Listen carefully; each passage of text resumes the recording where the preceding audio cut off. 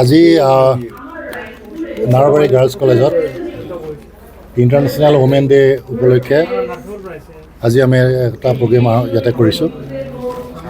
ইয়াতে আমাৰ chief guest হিচাপে WCD ডিপাৰ্টমেণ্টৰ ছেক্ৰেটেৰী পামী বৰ্মা ACS মেডাম উপস্থিত আছে। এই চেলিব্ৰেশ্যনটো আমি এদিন আগতে আজি আমি কৰিছোঁ আৰু ইয়াত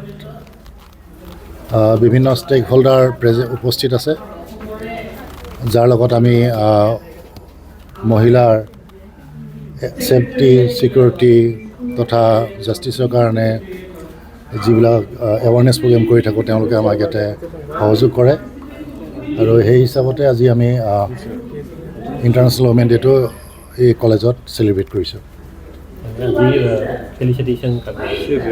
ইয়াতে আমাৰ নেশ্যনেল লেভেলত পাৰফৰ্মেঞ্চ দেখুওৱা 3গৰাকী এথলেটক আমি ফেলিচিটেশ্যন আগবঢ়াইছোঁ।